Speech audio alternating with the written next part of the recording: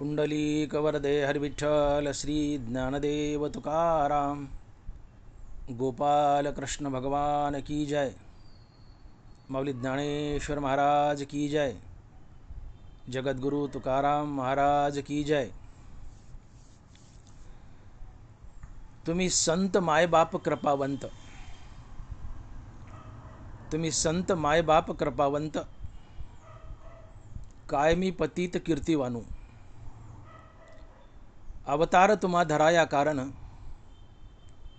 उद्धाराया जन जडजीव।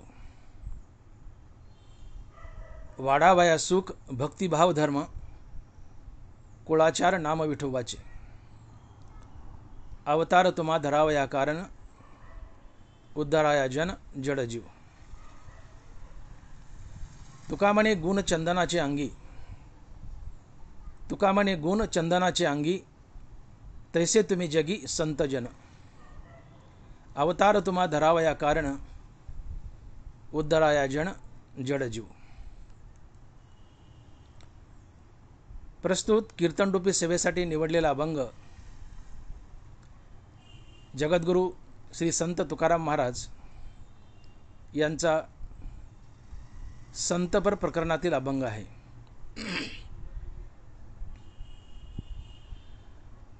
तुम्ही संत मायबाप कृपावंत, कायमी पतित कीर्तिवानू।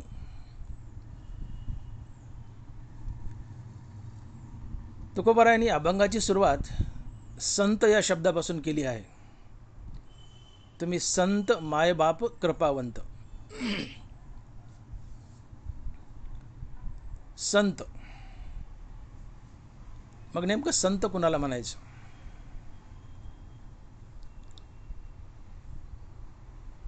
तर निष्काम हरिनाम आणि निष्काम कर्मयोग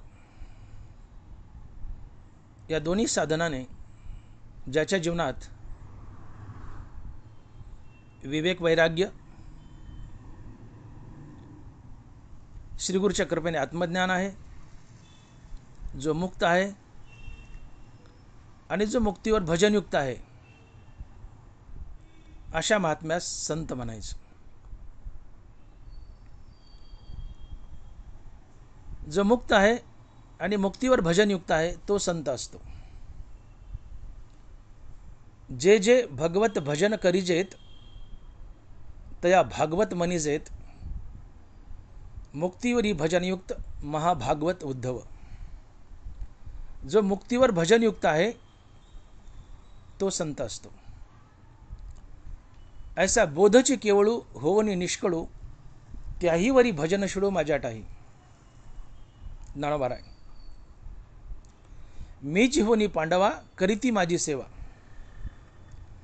अर्थात जो देवहून देवाचं नाव घेतो तो संत असतो।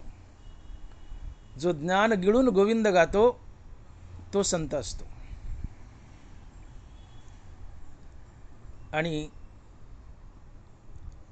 अशा संतांना तुकोबाराय म्हणतायत, तुम्ही संत मायबाप कृपावंत,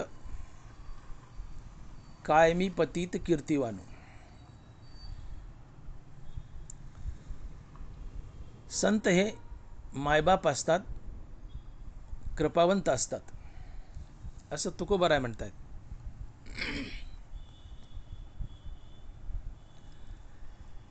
लौकिक जीवनात आपले जन्मदाते आईवडील हे आपले मायबाप असतात आणि परमार्थिक जीवनात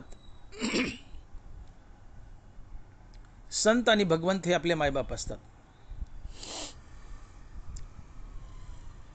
लौकिक जीवनात आपले जन्मदाते आईवडील हे आपले मायबाप असतात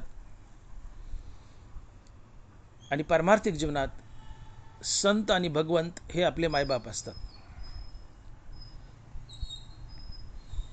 जो पुत्राचे लाखो अपराध पोटात घेतो तो मायबाप असतो। पुत्राने गुन्हा केलाय आणि बापाकडे आलाय आणि बापाची विनवणी केली, माफी मागितली आणि बापाने माफ नाही केलं तर तो बाप कसला? जो पुत्राला माफ करत नाही तो बापच नसतो. जो पुत्राला माफ करतो तोच बाप. अर्थात जो पुत्राचे लाखो अपराध पोटात घेतो तोच बाप असतो. आणि म्हणून लौकिक जीवनात आपले जन्मदाते आईवडील हे आपले मायबाप असतात. आणि परमार्थिक जीवनात संत आणि भगवंत हे आपले मायबाप असतात. भगवंतही आमचा मायबाप आहे. भगवान स्वमुखाने बोलत आहेत ज्ञानेश्वरीमध्ये, गीतेमध्ये, या कारणे मी पिता, महद्ब्रह्म हे माता, आपत्य पंडुसुता जगडंबरू. या कारणे मी पिता, ज्ञानोबाराय लिहित आहेत, या कारणे मी पिता. भगवान गीतेमध्ये बोलत आहेत, ज्ञानोबाराय लिहित आहेत, मी जगाचा पिता आहे. मी पिताच नाही तर जगाची माताही आहे. तैसे चराचरी मी माताही होय. भगवंत विश्वाचा पिता आहे आणि माता आहे.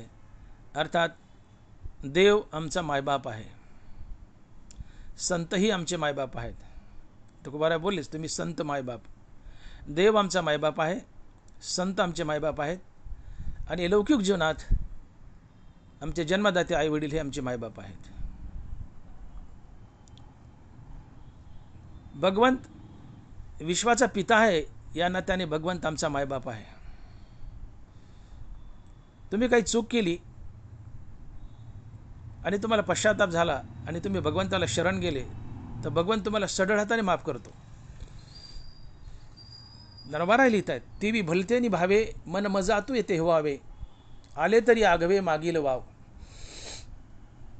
तुम्ही लाख चुका केल्यात, परंतु त्या चुकाचा तुम्हाला पश्चाताप झाला आहे आणि तुम्ही भावयुक्त अंतकरणानं भगवंताला शरण गेलेत आणि भगवंताची माफी मागितली तर भगवंत तुम्हाला माफ करतो. का? तर भगवंत आमचा मायबाप आहे. भगवंत विश्वाचा पिता आहे, या नात्याने भगवंत आमचा मायबाप आहे. आणि भगवंत आमचा मायबाप आहे म्हणून आमच्या लाखो चुका भगवंत आम्हाला माफ करतो. आणि म्हणून मी बोललो की पुत्राचे लाखो अपराध पोटात घेतो तो बाप असतो. भगवंतही आमचे लाखो अपराध पोटात घेतो आणि आम्हाला माफ करतो. का? भगवंत आमचा बाप आहे. आणि म्हणून परमार्थिक जीवनात भगवंत आणि संत हे आमचे मायबाप असतात आणि लौकिक जीवनात आमचे जन्मदाते आईवडील हे आमचे मायबाप असतात. जो पुत्राचे लाखो अपराध माफ करतो तो मायबाप असतो. लौकिक जीवनात आमचे जन्मदाते आईवडील हे आमचे मायबाप असतात. अपकार करणाऱ्यावर जो उपकार करतो ती माया असते आणि तो बाप असतो. मायबापाची व्याख्या जर करायची झाली तर ती अशीच करावी लागेल की अपकार करणाऱ्यावर जे उपकार करतात ते मायबाप असतात. आमचे जन्मजाते मायबाप, संत आणि भगवंत हे तिघही आम्ही कितीही अपकार करू द्या ते आमच्यावर उपकारच करतात, फक्त आम्ही त्यांना शरण जावं. म्हणून अपकार करणाऱ्यावर जो उपकार करतो तो मायबाप असतो. साने गुरुजीची एक गोष्ट आहे. एक प्रेयसी आपल्या प्रियकराला म्हणते की तुझं माझ्यावर प्रेम आहे ना? तर प्रियकर म्हणतो हो. मग तू तुझं प्रेम सिद्ध करण्यासाठी तू मला तुझ्या आईचं काळीज आणून दे. तुझ्या आईचं काळीज आणून दे. प्रियकर म्हणतो आणतो, त्यात काय अवघड आहे. धावत गेला, घरी गेला, चाकू घेतला, आईचं मुंडकं कापलं, छाती फाडली, काळीच काढलं, हातात घेतलं आणि पळत सुटला प्रेयसीकडे. पळताना वाटेमध्ये त्याच्या पायाला ठेच लागली. पळताना वाटेमध्ये त्याच्या पायाला ठेच लागली. तो खाली पडला आणि हातातलं काळीजही खाली पडलं. त्या खाली पडलेल्या काळजातून एक आवाज आला, बाळ तुला काही लागलं का रे? बाळ तुला काही लागलं का रे? याला म्हणतात मायबाप आणि याला म्हणतात अपकार करणाऱ्यावर उपकार करणं. आणि म्हणून मी बोललो की जे अपकार करणाऱ्यावर उपकार करतात ते मायबाप असतात. माय कापली, छाती फाडली, छातीतून काळीज काढले, हातात घेतले आणि पळतोय, पळताना ठेच लागली, खाली पडला, हातातलं काळीजही खाली पडले. पण माईला कापल्यानंतर सुद्धा माईला मोठा अपकार केला, माय कापली, माईला मोठा अपकार केलाय मुलांनी, तरी माईच्या काळजातून एकच आवाज येतोय, बाळ तुला काही लागलं का रे? याला मायबाप म्हणतात. माईला अपकार केलाय तरी माय लेकरावर उपकारच करते. माझं काळीज कापले, मला मारलंय, ठीक आहे, मारलंच तर मारलं, ठीक आहे, पण तुला काही लागू नये, तू सुरक्षित राहावा, तू नीट राहावा, याला मायबाप म्हणतात. आईवर मुलानं अपकार केलाय, पण आई मुलावर उपकारच करते आणि म्हणते, बाळ तुला काही लागलं का रे? अर्थात अपकार करणाऱ्यावर जे उपकार करतात ते मायबाप असतात. आणि म्हणून तुकोबाराय लिहितात, ऐसी कळवळ्याची जाती करी लाभाविन प्रीती. ऐसी कळवळ्याची जाती करी लाभाविन प्रीती. लेकुराचे हित वाहे माऊलीचे चित्त, ऐशी कळवळ्याची जाती करी लाभाविन प्रीती. माईला कापा, तिच्यातून कधी, मुलानं जर माईला कापलं तर तिच्यातून कधी रक्त येणार नाही, तिच्या हातून दुधाच्याच धारा येतील. आणि म्हणून एक कवी म्हणतो की कापा चिरा दुग्ध धाराची येती, कापा चिरा दुग्ध धाराची येती. आईला कापलं, आईच्या अंगातून, एक उदाहरण म्हणून सांगतो, रक्त तर येईलच, पण आईच्या अंगातून रक्त नाही, दुधाच्या धारा येतील, कारण ती माय. तिला किती अपकार करा, ती आपल्या बाळावर उपकारच करते. अहो कापल्यावर सुद्धा म्हणते, बाळा तुला काही लागलं का रे? यापेक्षा काय मोठेपण असावं, काय माईने अजून मोठा उपकार करावा. आणि म्हणून मी बोललो की अपकार करणाऱ्यावर जो उपकार करतो ती मायबापाची जात असते. या जगात फक्त मायबापच असतात की जे अपकार करणाऱ्यावर उपकार करतात. म्हणून आमच्या लौकिक जीवनात आमचे जन्मदाते आईवडील हे आमचे मायबाप असतात. कारण आमचे मायबाप, आमचे आईवडील सातत्याने आमच्यावर उपकारच करतात, आम्ही त्यांच्यावर कितीही अपकार करो. म्हणून अपकार करणाऱ्यावर जो उपकार करतो तो मायबाप असतो. आमचे जन्मदाते आईवडील आमचे मायबाप असतात. पारमार्थिक जीवनामध्ये भगवंतही आमचा मायबाप असतो. तुम्ही बघा, हिरण्यकश्यपू, शिशुपाल या दोघांनी भगवंताशी, नारायणाशी वैर बांधलं. कंस तर आयुष्यभर भगवान श्रीकृष्णाला मारायला टापला. रावणाने भगवान रामचंद्राची, अर्थात आमची सीतामैया, सीतामैयाला पळवलं. असे मोठमोठाले अपराध केले, मोठमोठाले गुन्हे केले. भगवंताला सारखं सळवलं, सतवलं, भगवंतावर सतत अपकारच केले. तरी भगवंतानी या सर्व लोकांवर त्यांना सढळ हाताने मोक्ष देऊन उपकारच केला. ऐसे जाणो तुझे अवतार्य स्वतंत्र, देता न मनसी पात्रा पात्र, कैवल्य ऐसे पवित्र वैर्यही दिदले.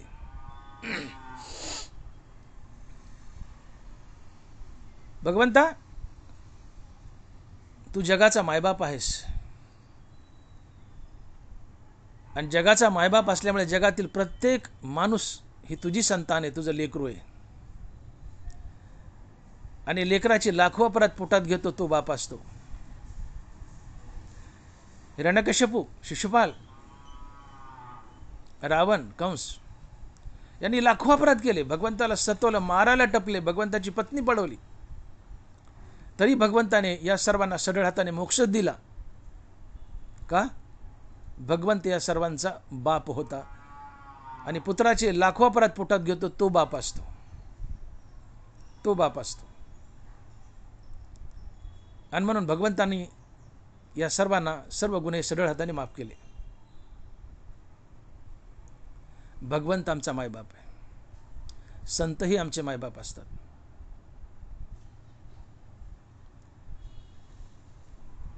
एखादा परीस घ्या, असा खाली मांडा दगडावर आणि एक लोखंडी घन घ्या आणि त्या घनाने त्या परिसाला फोडा. लोखंडी घनाने परिसाला फोडले परिसाचा चुरा केलाय, परिसाला अपकार केलाय, परी स्वतः फुटलाय लोखंडी घणाकडून, परी स्वतः फुटलाय लोखंडी घणाकडून, परंतु फुटल्यानंतरही त्या लोखंडाचा परिसाला स्पर्श झालाय, तेवढ्या स्पर्शाने त्या परिसाने लोखंडाचं सोनं केलंय. याला म्हणतात अपकार करणाऱ्यावर उपकार करणं, आणि ती जात संतांची असते. लोखंडी घणानं परिसाला फोडलंय, परिसाला अपकार केलाय, परिसाला अपकार करूनही परिसाने आपल्या स्पर्शानं त्या लोखंडी घणाचं सोनं केलंय. याला म्हणतात अपकार करणाऱ्यावर उपकार करणे. वरी फोडावया लागी लोह मिळे परिसाच्या अंगी, ते तर मिळतीये प्रसंगी सोन्याची होईजे. ज्ञानोबा आहे.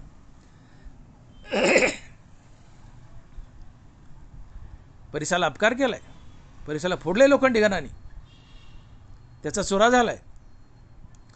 परिसाचा चुरा होऊ नये, परिसाला अपकार होऊ नये. ज्यावेळेस फुटत असताना त्या लोखंडाचा या परिसाला स्पर्श झालाय, एवढा मोठा अपकार करू नये, तेवढ्याशा स्पर्शाने त्या परिसाने त्या लोखंडाचं सोनं केलं आणि त्याच्यावर उपकार केला. स्वतः फुटला पण त्याचं सोनं केलं, स्वतःला अपकार करून घेतला पण लोखंडावर उपकार केला त्याचं सोनं करून. आणि म्हणून ज्ञानोबा म्हणतात की अपकार करणाऱ्यावर जो उपकार करतो तो संत असतो. लोह मिळे परिसाच्या अंगी, ते तर मिळते प्रसंगी सोन्याची होईजे. विसोबा खेचर ज्ञानोबाराला 4 भावंडाला का कमी त्रास दिला का?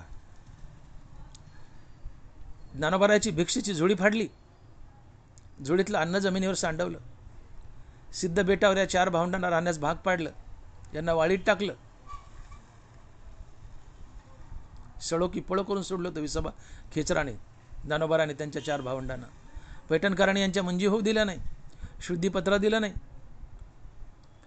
ज्ञानोबारांच्या आईवडिला देहांत प्रायश्चित्त घ्यायला लावलं, जीवन नकोसं केलं ज्ञानोबाराने 4 भावंडांना. परंतु ज्यावेळेस ज्ञानोबारांच्या पाठीवर मांडे भासताना विसोबा खेचरानं पाहिलं, गुपचूप चोरून पाहत होता. मुक्ताबाई ज्ञानोबारांच्या पाठीवर मांडे भाजत होत्या, हे दृश्य विसोबानं चोरून पाहिलं. त्यावेळेस हे दृश्य पाहून विसोबा खेचराची झाक गेली आणि विसोबा आला आणि ज्ञानोबारांच्या पायावर लोळला. त्यावेळेस ज्ञानोबारांनी त्याला लाद घालून बाजूला केला नाही. तिथं तुम्ही आम्ही असतो तो विसोबाला लाद घातली असती, मागचे गुन्हे सांगितले असते, तू काय काय केलं, काय अपकार केला, काय त्रास दिला, यादी वाचून दाखवली असते आम्ही. ज्ञानोबारांनी यादी वाचली नाही मागच्या गुन्ह्याची. ज्ञानोबारांनी त्याला पोटाला लावलं, त्याच्या मस्तकावर हात ठेवला आणि त्या विसोबाला एवढा मोठा संत बनवला, एवढा मोठा संत बनवला की तो विसोबा पुढं नामदेव महाराजांचा गुरु झाला. याला म्हणतात अपकार करणाऱ्यावर उपकार करणं, आणि अपकार करणाऱ्यावर जो उपकार करतो तो संत असतो. कारण संत हा मायबाप असतो, आणि जो पुत्राचे लाखो अपराध पोटात घेतो तोच बाप असतो, तोच मायबाप असतो. संत मायबाप असतात. तुकोबारायला रामेश्वर भट्टाने का कमी त्रास दिला का? मंबाजी भावाने का कमी त्रास दिला का?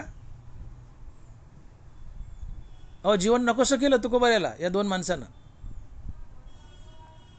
रामेश्वर भट्टानी, मंबाजी भावानी या लोकांनी ज्यावेळेस तुकोबारायांचा गाथा पाण्यात बुडवला, इंद्रायणीमध्ये बुडवला, 14 दिवस तुकोबाराय, 14 दिवस तुकोबाराय त्या दगडाच्या शिळेवर बसून होते, अमरण उपोषण. पांडुरंगानं तो गाथा आपल्या पितांबरामध्ये गुंडाळा, पाण्यात बुडी मारून. पांडुरंग 14 दिवस त्या नदीच्या डोहात बुडून राहिले. तुकोबाराचा गाथा वाचवला, एक पानही भिजू दिलं नाही किंवा फाटू दिलं नाही. जसाच्या तसा अलगद गाथा पांडुरंगाने वर आणला आणि तुकोबाराच्या हवाली केला. त्यावेळेस तुकोबारायांनी या रामेश्वर भट्टाला आणि मंबाजीला काय लाथा घातल्या का? का दगडाने हाणलं? नाही. तुकोबारायांनी रामेश्वर भट्टाला आपला शिष्य बनवलं आणि रामेश्वर भट्टालाही संत बनवलं, आणि तेच रामेश्वर भट्ट तुकोबाराची आरती करतायत आणि लिहितायत, मने रामेश्वर भट्ट द्विजा, तुका विष्णू नाही दुजा. अपकार करणाऱ्यावर उपकार करतो तो संत असतो. रामेश्वर भट्टाने तुफान अपकार केले, मंबाजींनी तुकोबारावर तुफान अपकार केले. या दोघांनी तुकोबारायांना फार अपकार केले. परंतु तरी तुकोबारांनी त्यांच्यावर उपकारच केले आणि रामेश्वर भट्टाला संत बनवलं. अपकार करणाऱ्यावर उपकार करतो तो संत असतो.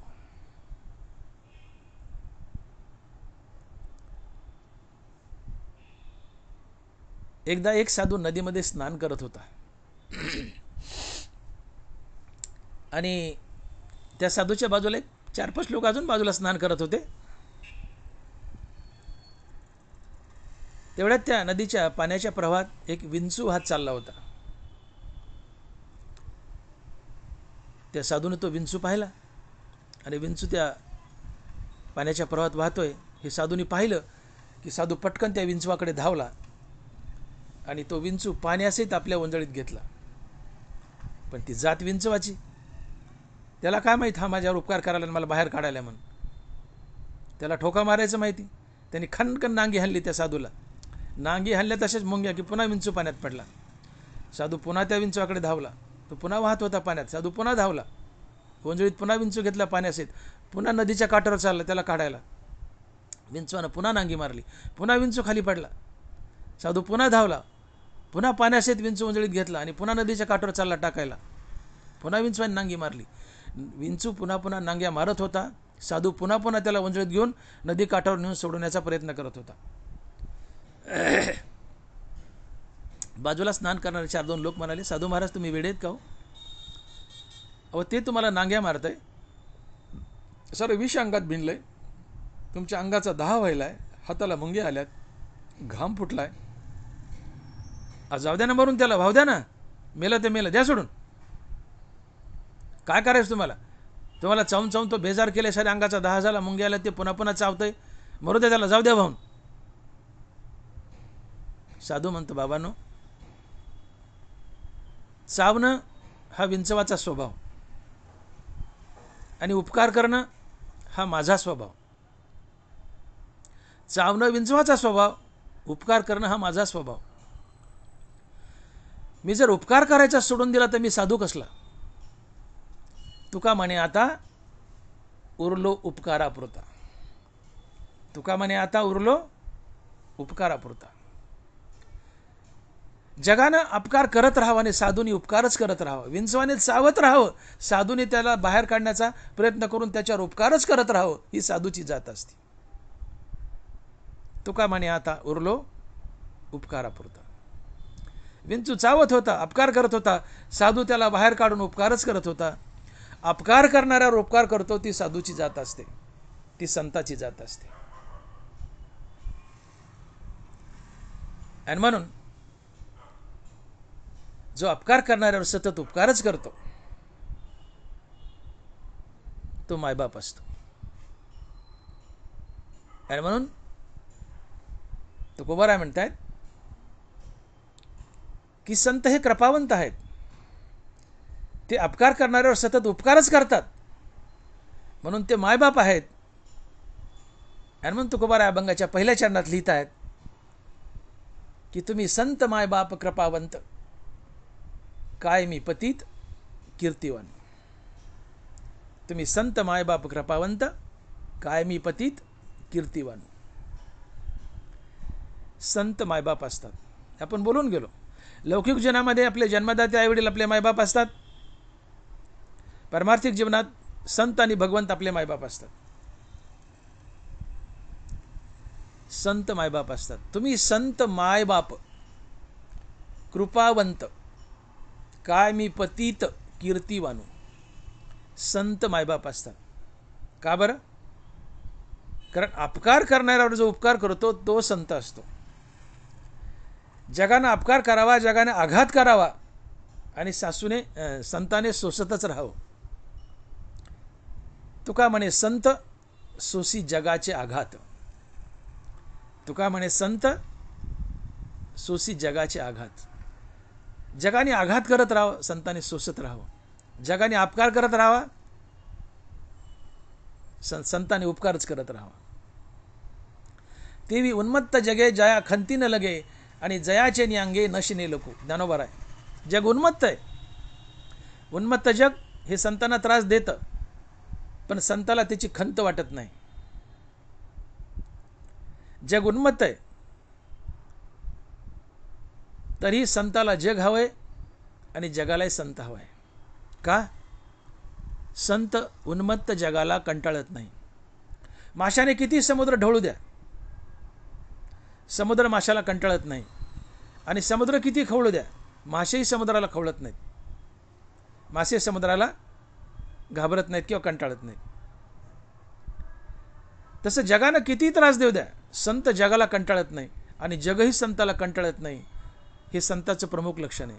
तेवी उन्मत्त जगे जया खंती न लगे, जयाचे नियांगे नशिने लोको. ज्ञानोबा आहे. जग त्रासच द्यायला बसलंय, जग उन्मत्तच आहे. पण जगाने किती त्रास दिला तर संत जगाला कंटाळत नाही, उलट त्यांच्यावर प्रेम करतो, त्यांच्यावर पांघरून टाकतो, त्यांच्यावर उपकारच करतो. का? तर संत जगाचा मायबाप असतो. संत आणि भगवंत हे एकच असतात. संत जगाचा मायबाप असतो. या नात्याने तुम्ही आम्ही सर्व संताची संतान असतो. संत आमचा बाप असतो. आणि जो पुत्राचे लाखो अपराध पोटात घेतो तोच बाप असतो. संत आमचा बाप आहे, आम्ही संताचे पुत्र आहोत आणि आमचे लाखो अपराध संत पोटात घेतात, म्हणून संत हे मायबाप असतात. कारण पुत्राचे लाखो अपराध पोटात घेतो तोच मायबाप असतो. संत मायबाप असतात. जे अपकार करणारे उपकार करतात ते मायबाप असतात. संत ही अपकार करणाऱ्यावर उपकार करतात, म्हणून संत मायबाप असतात. तुम्ही संत मायबाप कृपावंत, कायमी पतित कीर्तिवान. संत हे आमचे मायबाप असतात. नाथ महाराजाला त्या पठाणानं वेशीत बसलाय. नाथ महाराजानं गंगा स्नान करून यावं, तो पण त्या पठाणानं पान खाऊन तोंडामध्ये थुंका जमा करावं. नाथ महाराज आले की पचकन त्यांच्या अंगात थुकावं. नाथ महाराजांनी बरं शब्द बोलू नाही, परत जावं, गंगा स्नान करावं, वापस यावं. हा तोपर्यंत थुंका जमा करून बसलेलाच आहे. नाथ महाराज आले की पचकन थुकावं. असं 108 वेळा घडलं. 108 वेळा घडलं. पठाणाच्या तोंडातला थुका संपला, थुका संपला, पण नाथ कंटाळे नाही. पठाण कंटाळा, नाथ कंटाळे नाही.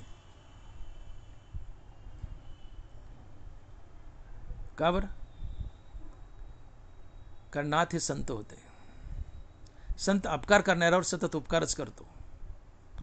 आणि नाथ संत असल्यामुळं, संत हा आत्मा असतो, आत्मा विश्वव्यापी असतो.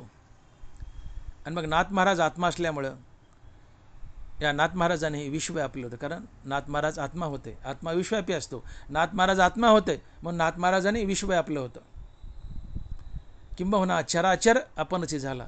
या जगातील दगडधोंडे, सजीव निर्जीव प्रत्येक वस्तू नाथ महाराज बनले होते. म्हणून नाथांच्या नजरेत नाथही नाथच आणि पठाणही नाथच. कारण नाथानं सृष्टी व्यापली होती, चराचर नाथ बनले होते. मग नाथांच्या नजरेत नाथही नाथच आणि पठाणही नाथच. म्हणजे एका अर्थानं नाथच नाथांच्या अंगावर थुंकत होते, म्हणून नाथांना क्रोध येत नव्हता. कारण पठाण नाथाच्या नजरेत पठाण नव्हता, ते नाथच होते. कारण नाथानं जग व्यापलं होतं, पण पठाणही नाथच होता. मग एक वेळेस आपला थुंका आपल्या हातावर पडला तर राग येत नाही, पण लोक थुकलं तर राग येतो. पण पठाणही नाथच आहे, मग नाथच नाथाच्या अंगावर थुकतात तर राग याचं कारण काय? हे एक कारण, नाथांना क्रोध आला नाही. आणि दुसरी गोष्ट, संत अपकार करणाऱ्यावर उपकार करतो. कारण संत जगाचा मायबाप असतो. आणि म्हणून नाथ महाराजाला क्रोध आला नाही. आणि म्हणून पुत्राचे लाखो अपराध पोटात घेतो तो मायबाप असतो. संत जगाचे मायबाप असतात. पुत्राने अपराध करत राहावे, मायबापानं माफ करत राहावं. जो पुत्राचा अपराध माफ करत नाही तो बापच नसतो. पुत्राचे लाखो अपराध पोटात घेतो तोच बाप असतो, तोच मायबाप असतो. पुत्रानं अपकार करावा आणि बापानं सढळ हातानं माफ करावं. जगानं अपकार करावा आणि संतानं सढळ हातानं त्यांना माफ करावं. म्हणून संत हे जगाचे मायबाप असतात. तुम्ही मायबाप, तुम्ही संत मायबाप कृपावंत, कायमी पतित कीर्तिवान. आणि म्हणून तुकोबाराय संतांना मायबापाची उपमा देतात. कारण जगानं कितीही त्रास दिला तर जग हे संतांचं पुत्र असते, संतान असते. आणि संत हा बाप असतो. आणि पुत्राची लाखो अपराध पोटात घेतो तोच बाप असतो. मग संत बापाच्या ठिकाणी आहे, जगत मुलाच्या ठिकाणी आहे. मुलाने त्रास दिला बाप माफ करतो, जगाने त्रास दिला संतही माफ करतो. आणि म्हणून जगाने किती त्रास दिला तर संत त्यांना माफच करतो, कारण तो जगाचा मायबाप असतो. आणि म्हणून अपकार करणाऱ्यावर उपकार करतो तो संत असतो, तो मायबाप असतो. आणि म्हणून तुकोबाराय लिहित आहेत की तुम्ही संत मायबाप कृपावंत, काय मी पतित कीर्तिवानू. संत हे जगाचे मायबाप असतात. संत जगाचे मायबाप असतात, संत कृपावंत असतात. तुम्ही संत मायबाप कृपावंत. संत जगाचे मायबाप असतात, संत कृपावंत असतात. आता ही कृपा म्हणजे काय? संत कृपावंत असतात, ही कृपा म्हणजे काय? मी तर म्हणतो जगात फक्त संतच कृपावंत असतात. खरी कृपा संतच करतो. ही कृपा म्हणजे काय? तर कृपा म्हणजे निस्वार्थपणे समोरच्या माणसाचं सतत हितच करत राहणे. निस्वार्थपणे समोरच्या माणसाचं सतत हितच करत राहणे याला कृपा म्हणतात. आणि संत सातत्यानं समाजाचं हितच करतात. तेचे माझे हित करीती सकळ, जेणे हा गोपाळ कृपा करी. गोपाळ कृष्णाला तुमच्यावर कृपा करावी, भगवंताची कृपा व्हावी, तुम्ही मुक्त व्हावं, भगवंताची कृपा व्हावी, त्यासाठी संतांची कृपा व्हावी लागते.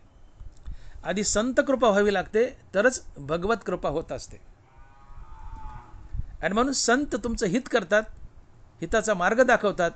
त्या मार्गावर तुम्ही चालले तर तुमच्यावर भगवंताची कृपा नक्कीच होते. मग संत तुम्हाला काय मार्ग दाखवतात, काय हित दाखवतात? संत म्हणतात हित ते करावे देवाचे चिंतन. तुकोबाराय, हित ते करावे देवाचे चिंतन. संत तुम्हाला देवाचं नाव घ्यायला लावतात, दुसरं काही सांगत नाहीत. नेनती काही टानाटोना नामस्मरणा वाचून. खऱ्या संतापाशी टानाटोना नसतो, लिंबू दोरा नसतं, नारळ नसतं, गंडा नसतो, दोरी नसतो, काही नसतं. म्हणजे गंडादोरी करतात, नारळ देतात, ते संतच नसतात. त्यांना देवऋषी म्हणा, तसलं काय म्हणायचं तर म्हणा, पण ते संत नसतात. संत तेच असतात की तेची संत, तेची संत ज्यांचा हेत विठ्ठली. नेनती काही टानाटोना नामस्मरणा वाचून. संतापाशी काही टानाटोना नसतो. संत एकच सांगतो, नामस्मरण करा, जय जय रामकृष्ण हरी भजन करा, त्यातून तुम्हाला सगळं मिळेल, सगळं मिळेल. तुका म्हणे एका विठ्ठल नामे सर्व आटले, हातिके पाव में सबका पाव. तसं एका विठ्ठल नामानं तुम्हाला काय हवं ते प्राप्त होतं. काय नव्हे केले एका चिंतिता विठाले, अवघे लाभ होती एका या चिंतने, नाम संकीर्तने गोविंदाच्या. पांडुरंगाच्या, विठ्ठलाच्या, भगवान कृष्णाच्या नामानं जगातील प्रत्येक गोष्ट तुम्ही प्राप्त करू शकता. कारण हा महामंत्र आहे. उघडा मंत्र जाणा आणि रामकृष्ण म्हणा. जगातला सगळ्यात मोठा मंत्र काय असेल तो रामकृष्ण हरी आहे. आणि म्हणून संत तुम्हाला दुसरं काही सांगत नाहीत, हिताचा मार्ग दाखवतात. आणि तो मार्ग आहे, संत सांगतात तू सातत्यानं अखंड रामकृष्ण हरी नामाचा जप कर, तुला काय हवंय ते मिळेल. लौकिके मिळेल, परलौकिके मिळेल, सगळं मिळेल, मोक्ष देव सगळं सगळं भेटेल. फक्त तू सातत्यानं रामकृष्ण हरी नामाचा जप कर. आणि म्हणून तुकोबाराय म्हणतात की हित ते करावे देवाचे चिंतन. सातत्यानं देवाचं चिंतन, नामस्मरण करणं हे आमचं खरं हित असतंय. कारण तुम्ही सातत्यानं नामस्मरण केलं, देवाचं नाव घेतलं, त्या नामस्मरणानं संसाराबद्दलची तुमची आसक्ती, विषय आसक्ती कटून जाते, नाहीशी होते. तुम्हाला देवाचीच आसक्ती जडते. आणि मग हळूहळू तुमच्या जीवनात विवेक वैराग्य येतं, श्रीगुरूच्या कृपेने आत्मज्ञान येतं. तुम्ही मुक्त होता, संत होता, देव होता. नाथ महाराज याची साक्ष देत आहेत. महाराज लिहित आहेत, नामे होय जे विरक्त, नामे निर्मळ होय चित्त, नामे साधे गुणातीत, नामे निर्मुक्त भवपाश. हरिनामाने जीवनात विरक्ती येते, हरिनामाने जीवनात विवेक येतो, वैराग्य येतं, श्रीगुरू भेटतो, आत्मज्ञान देतो, तुम्ही मुक्त होता. संत कृपेने आणि भगवत कृपेने मुक्त होता. आधी संत कृपा होती, संत तुम्हाला आत्मज्ञान देतो, आत्मज्ञान दिलं की भगवत कृपा होते, भगवान तुम्हाला मोक्ष देतो. तुझे अवतारे जाणो स्वतंत्र, देता नमनसी पात्रा पात्र, कवल्यासे पवित्र वैरी आहे दिदले. संत कृपेतून भगवत कृपा होत असते. आणि संत कृपा होणं म्हणजे संत आम्हाला हिताचा मार्ग दाखवतात, नामस्मरणाचा मार्ग दाखवतात, आणि नामस्मरणातून आम्हाला भगवंताची प्राप्ती होते. म्हणून तेची माझे हित करीती सकळ, जेणे हा गोपाळ कृपा करी. संतांना हित दाखवलं, काय दाखवलं की नामस्मरण करा, यातून विवेक वैराग्य, श्रीगुरूच्या कृपेने आत्मज्ञान आणि भगवंताची प्राप्ती. अर्थात संत कृपेतून भगवत कृपा झाली, तुम्ही मुक्त झाले. आणि मुक्त होणं हे आमचं खरं हित असते. तसं पाहिलं तर लौकिक हित आहेत आणि पारमार्थिक हित आहेत. पण लौकिक हितही नाशिवंत आहेत, पारमार्थिक हितही अविनाशी आहेत. तुम्ही लौकिक दृष्ट्या कितीही प्राप्त केलं, किती संचय केला, तर जे मिळवलंय त्याचा नाश होतो आणि तुमचाही नाश होतो. लटिका व्यवहार सर्व संसार, हे खोटं आहे. जे मिळवलं ते नाश पावतो आणि मिळवणारा नाश पावतो. हे लौकिक हित झालं, याचा नाश होतो. मग ते खऱ्या अर्थानं अहित आहे. वस्तुसंग्रह लौकिक हित हे अहित आहे, त्याचा नाश आहे, तुमचाही नाश आहे. मग अविनाशी आहे ते पारमार्थिक हित आहे, आणि त्या भगवंताचं नाम, मोक्षाची प्राप्ती, हे पारमार्थिक हित आहे आणि खरं हित आहे. मेल्यानंतर सोबत चालतं ते फक्त हरिनाम, कारण हरिनाम अविनाशी, बाकी जगातल्या सगळ्या गोष्टी नाशवंत आहेत. आणि असं अविनाशी हरिनाम संत तुम्हाला घ्यायला लावतात, आणि अविनाशी हरिनाम तुम्ही सातत्यानं घेतलं की तुम्ही हरिस्वरूप बनता. एक ना एक दिवस तुम्हाला भगवत कृपा होऊन तुम्ही मुक्त होता. पण आमचं खरं हित जर कोण करत असेल तर ते संत करतात. लौकिक हित हे हितच नाही, ते अहित आहे. पारमार्थिक हित अर्थात मोक्षाची प्राप्ती, नामस्मरण, हे खरं हित आहे. त्याने तुम्ही मुक्त होता, जन्म मरणाच्या फेऱ्यातून बाहेर पडता. आणि म्हणून संत हे कृपावंत असतात. का? तर ते निस्वार्थपणे सदैव तुमचं हितच चाहतात. कसं? तर तुम्हाला नाम घ्यायला लावतात, आणि नामस्मरणातून तुम्हाला भगवंताची प्राप्ती होते, आणि हीच संत कृपा असते. म्हणून तुम्ही संत मायबाप कृपावंत, संत मायबाप आहेत, कृपावंतही आहेत. आता तसं हित पाहिलं तर मायबापही हित करतात, वेदही हित करतो. तुम्ही बघा ना, मायबापाच्या ठिकाणी हित आहे ना, पण ते लौकिक हित आहे. मायबाप आपल्या मुलाचं हित चाहतात.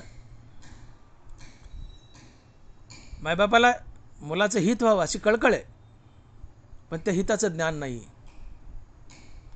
वेदाला हिताचं ज्ञान आहे, पण कळकळ नाही. हो, वेदू संपन्न झाला, परंतु तिन्ही वर्गाची कानी लागला. वेद हित दाखवतो, संपन्न आहे, हित दाखवतो, पण सगळ्यात कृपण आहे. वेद हित दाखवतो, पण त्याला कळकळ नाही. आईवडिलाला हिताची कळकळ आहे, पण हिताचं ज्ञान नाही. हित नाही ठावे जननी जनका, तेही लौकिका आचार दाविला. आईवडिलांना हिताची कळकळ आहे, पण हिताचं ज्ञान नाही. आईवडील मुलाला हित सांगतात. ते काय सांगतात? डॉक्टर हो, इंजिनियर हो, वकील हो, कलेक्टर हो, मोठा IAS ऑफिसर हो. आपल्या मुलानं फार मोठा अधिकारी व्हावं, फार मोठे पैसे कमावेत, यात मायबाप आपल्या मुलाचं हित समजतात. परंतु हे खरं हित आहे काय? हे अहित आहे, कारण हे नाशिवंत आहे. या वस्तू आणि वस्तू जमा करणारा दोघांचा एक दिवस नाश होणार आहे. मग तुमचं काय हित झालं? एखादा मुलगा IAS झालाय, फार मोठा साहेब झालाय, फार मोठा अधिकार झाला IAS होऊन, 5-10 वर्ष नोकरी केली, आणि आहे त्या पगारात जगतो, 1 रुपया खाल्ला नाही. 5 वर्ष 10 वर्ष लोटल्यावर मायबाप म्हणतात, अरे 10 वर्ष झाले तू नोकरी करतो, IAS होऊन एवढा मोठा साहेब, आणि तुझा काय फायदा झाला रे? तो म्हणतो का? अरे तुझं पद असे म्हणले की खोऱ्याने पैसा वाढता येईल, एवढं मोठं पद आहे तुझं, आणि काय तू पगारावर जगतो, आणि काय तुझा IAS होऊन उपकार झाला रे? काय IAS होऊन तुझा उपयोग झाला रे? सरळ मार्गाने मुलगा चालतोय, पण त्याची मायबाप दिशाभूल करतात. तो सरळ मार्गाने चालतो, इमानदारीने चालतो, आहे त्या पगारात जगतोय, त्याला वेड्यात काढतात आणि त्याला म्हणतात, इनडायरेक्टली म्हणतात की तू पैसे खा आणि मोठा साहेब हो, खोऱ्याने पैसा वड. मायबाप हित करत नाहीत, अहित करतात आणि त्याला करप्शन करायला लावून, भ्रष्टाचार करायला लावून शेवटी नरकाला घालतात. मायबापाने हित केलं का हित केलं? अहितच केलं. आणि म्हणून मायबापाला आपल्या हिताची कळकळ आहे, पण हिताचं ज्ञान नाही.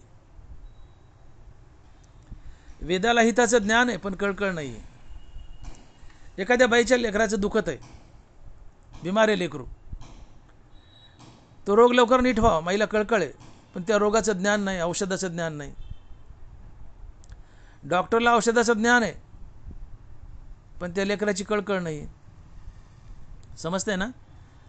एका बाईचं लेकरू बिमार आहे, तिला वाटतं माझं लेकरू लवकर नीट व्हावं, लेकरू लवकर नीट व्हावं ही कळकळ आहे, पण ती बिमारी नीट करायचं ज्ञान नाही. डॉक्टरला त्या बिमारीचं ज्ञान आहे, पण त्या लेकराची कळकळ नाही. होईल उद्या बरं होईल, परवा बरं होईल. हा डॉक्टर त्या वेदासारखा आहे. परंतु उदाहरणार्थ डॉक्टरचं लेकरू बिमार पडलं,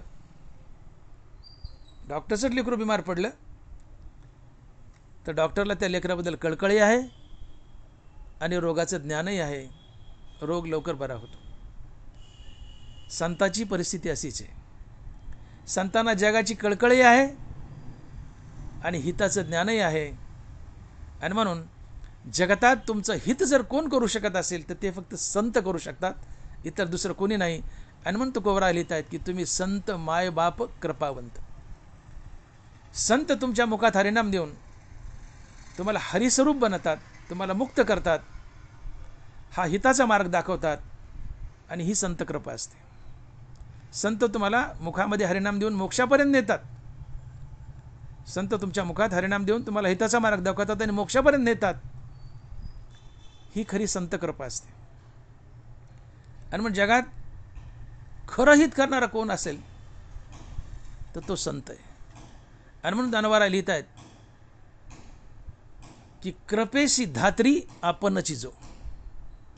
दानवा बाराध्यात बोलत आहेत, आगव्या जीव मात्री जया एकपणे मैत्री, कृपेशी धात्री आपणची जो. कृपेशी धात्री म्हटले ज्ञानोबरांनी. धात्री म्हणजे आई, धाता म्हणजे बाप, धात्री म्हणजे आई. कृपेशी धात्री आपणची जो. संत अर्थात महात्मा हा आईसारखी तुमच्यावर कृपा करत असतो.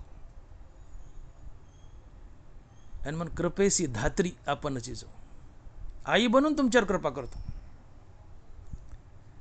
अर्थात एकटा संतच तुमच्यावर कृपा करू शकतो, तुमचं कल्याण करू शकतो, तुमचं हित करू शकतो. आणि म्हणून तो मायबाप आहे आणि तो कृपावंतही आहे. तसा वेदही जरी त्याला कळकळ नसेल, पण वेद आमचं हित करतो, मार्ग दाखवतो. भले कळकळ थोडीफार कमी जास्त असेल, पण ज्ञानोबा बोलले, अहितापासून काढीती हित देऊनी वाढीती, नाही श्रुती परोती माऊली जगा. बघा ज्ञानोबा काय म्हणतात की अहितापासून काढीती हित देऊनी वाढविती, नाही श्रुती परोती माऊली जगा. वेद अहितापासून म्हणजे नाशवंत संसारातून बाहेर काढतो आणि भगवंताच्या दिशेने तुम्हाला वळवतो, तुमचं हित दाखवून देतो. वेदही तुमच्यावर कृपाच करतो. अहितापासून काढीती हित देवनी वाढविती, नाही श्रुती परोती माऊली जगा. वेद ही आमची आई आहे. वेदही आम्हाला मोक्षाच्या दिशेनेच नेतो. आणि म्हणून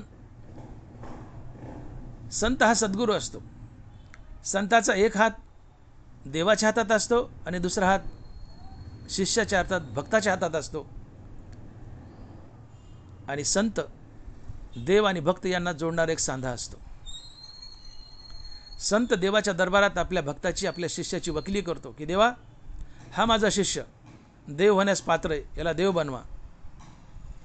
आणि देवही संताचं ऐकतो आणि त्या भक्ताला देव बनवतो, अर्थात मुक्ती देतो किंवा मुक्तीवर भजनयुक्त करून संतपदही देतो.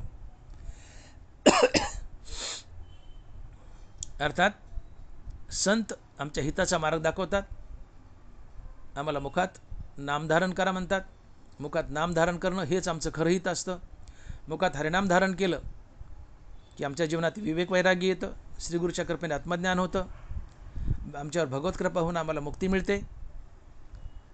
आणि ही मुक्ती मिळणं केवळ संतांमुळेच घडतं आणि मुक्ती मिळणं ही खरी कृपा असते. म्हणून फक्त संतच कृपावंत असतात, फक्त संतच कृपावंत असतात. पारमार्थिक जीवनात, लौकिक जीवनातली कृपा सोडून द्या, पारमार्थिक जीवनात फक्त संतच कृपावंत असतात. आणि म्हणून ज्ञानोबराय बोलले की कृपेसी धात्री आपणची जो, तो एकटाच कृपेला कृपा करायला पात्र असतो. कृपेसी धात्री, कृपा करणारी आईच असतो तो. संत काय करतो? आपल्या शरीरात हरपलेली आपली वस्तू आपल्याला शोधून देतो. तसे हरपले आपणापे पावे, ते संता ते पाहता गिवसावे, म्हणून वानावे ऐकावे तेची सदा. ज्ञानोबराय, हरपले आपणापे पावे, ते संता ते पाहता गिवसावे, म्हणून वानावे ऐकावे तेची सदा. तुम्ही सातत्याने संताच्या नामाचा जप करा, संताबद्दल बोला, संताचंच ऐका. का? तर संत आपल्या शरीरात हरपलेली आत्मस्वरूप वस्तू आम्हाला शोधून देतात आणि आम्हाला मुक्त करतात. एकदा एका बाईची नथ हरपली, साऱ्या घरात बघू लागली, परेशान झाली, नथ काय सापडाना. शेवटी ती ननंदेकडे गेली आणि म्हणली, वहिंस माझी नथ दिसली का हो कुठं? नंदेने सहज नजर मारली तर तिच्या मंगळसूत्रात ती नथ अडकली होती. ती म्हणली, वहिनी इकडे या. त्या भाऊजाईला ती ननंद एका आरशापुढे घेऊन गेली आणि म्हणली, वहिनी बघा नथ दिसते का? अगं बाई बाई बाई बाई म्हणली, माझ्याच मंगळसूत्रात अडकली. अर्थात तिचीच नथ तिच्याच मंगळसूत्रात अडकली आहे, तिला सापडे ना. तसं आमचं आत्मस्वरूप आमच्याच शरीरात कुठे हरपले, आम्हाला सापडे ना, संत ते शोधून देतात. तसे हरपले आपण पे पावे, ते संता ते पाहता गिवसावे, म्हणून वानावे ऐकावे तेची सदा.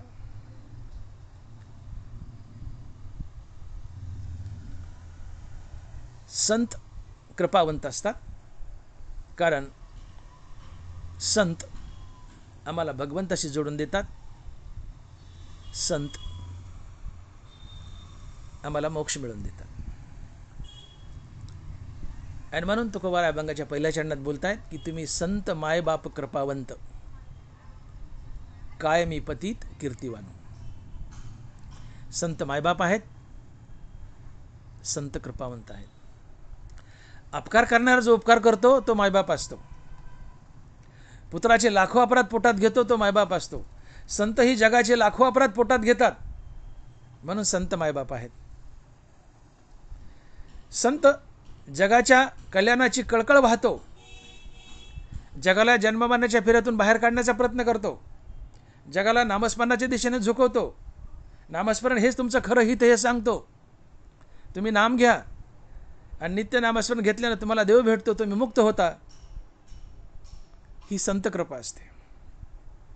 तुम्हाला देव भेटला, तुम्ही मुक्त झाले, ते संत कृपेमुळे. आणि मग संत मायबाप असतात, संत कृपावंत असतात. आणि अशा मायबाप असलेल्या कृपावंत असलेल्या संतांना कीर्ती लाभते. आणि तुकोबाराय या चरणात उत्तरार्धात म्हणतायत, काय मी पतीत कीर्तिवान. तुम्ही संत मायबाप कृपावंत, काय मी पतीत कीर्तिवान. अशा मायबाप असलेल्या कृपावंत असलेल्या संतांना कीर्ती लाभते. कीर्ती अजरामर असते, प्रसिद्धी क्षणिक असते. प्रसिद्धी श्रीमंत माणसाला लाभते, कलाकार माणसाला लाभते, जादूगार माणसाला लाभते. ज्याच्यापाशी काही कला आहे, ज्याच्यापाशी श्रीमंती आहे, अशांना प्रसिद्धी लाभते. कीर्ती संतांना लाभते. प्रसिद्धी त्या माणसाच्या मरणासोबत संपून जाते. श्रीमंत माणसाला, कलाकार माणसाला प्रसिद्धी लाभते, पण तो मनुष्य मेला की प्रसिद्धी संपून जाते. कीर्ती अजरामर असते. जो पण चंद्र सूर्य आहेत तो पण कीर्ती टिकून राहते. मनुष्य मेला तरी त्याची कीर्ती अजरामर असते. मरावे परी कीर्तिरूपी उरावे. आणि कीर्ती फक्त संतांना लाभते. कीर्ती फक्त संतांना लाभते. थोडीफार लाभलीच तर त्यागी माणसाला, इमानदार माणसाला, परोपकारी माणसाला, जगाच्या हितासाठी झटणाऱ्या माणसाला, लौकिक जीवनात अशा माणसाने थोडीफार कीर्ती लाभते. ते फार चांगले होते वा, ते फार चांगले होते वा. अशा रूपात जो त्यागी आहे, परोपकारी आहे, समाजहिताची कार्य करतो, अशा माणसाने छोटी मोठी कीर्ती लाभते. पण खरी अजरामर कीर्ती लाभते संतांना. आणि म्हणून तुम्ही संत मायबाप कृपावंत, काय मी पतित कीर्तिवान. संत मायबाप असतात, कृपावंत असतात आणि त्यांना कीर्ती लाभते. तुका म्हणे एका मरणेची सरे, उत्तमची वरे कीर्ती मागे. संत एकदा या जन्मात मेले की पुन्हा मरत नाहीत. का? ते जन्ममरणाच्या फिरातून बाहेर पडतात, म्हणून त्यांना पुन्हा जन्म नाही, म्हणून मरण नाही. मग आता या जन्मातल्या एका मरणाने त्यांचं पुढचं जन्ममरण संपलं. तुका म्हणे एका मरणेची सरे, हा फायदा संतांचा. आणि दुसरं, उत्तमची वरे कीर्ती मागे. तुम्ही जर संत बनले तर या जन्मातल्या एका मरणानं तुमचं पुढचं जन्ममरण कायमचं थांबतं. कारण तुम्ही जन्ममरणाच्या फेऱ्यातून बाहेर पडता, तुम्हाला पुन्हा जन्म नाही म्हणून मरण नाही, आणि उत्तम कीर्ती लाभते. म्हणून तुका म्हणे एका मरणेची सरे, उत्तमची वरे कीर्ती मागे. कीर्ती संतांना लाभते. प्रसिद्धी श्रीमंत माणसाला लाभते. श्रीमंत मनुष्य मेला की त्याच्यासोबत प्रसिद्धी संपून जाते. संत मेले, वैकुंठवासी झाले, सायुज्य मोक्षाला गेले, तरीसुद्धा कीर्ती मागे अजरामर असते. आणि यालाच म्हणतात मरावे परी कीर्तिरूपी उरावे.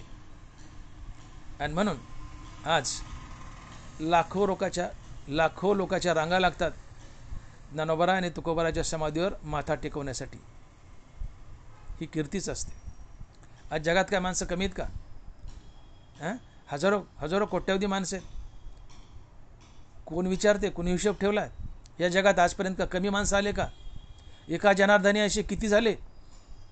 नाथ महाराज म्हणतात, हे जग सुरू झाल्यापासून, सृष्टी निर्माण झाल्यापासून जगात किती माणसं आले आणि किती गेले? नाथ महाराज म्हणतात, एका जनार्दनी असे किती झाले?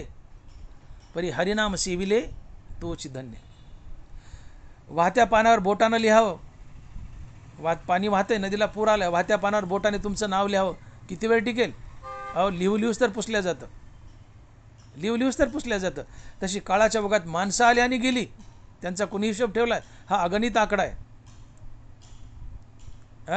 ना त्यांना प्रसिद्धी, ना त्यांना कीर्ती. काळाच्या ओघात आले आणि गेले. वाहत्या पाण्यावर बोटाने नाव लिहिले, किती वेळ टिकतं? लिहूच तर पुसल्या जातं.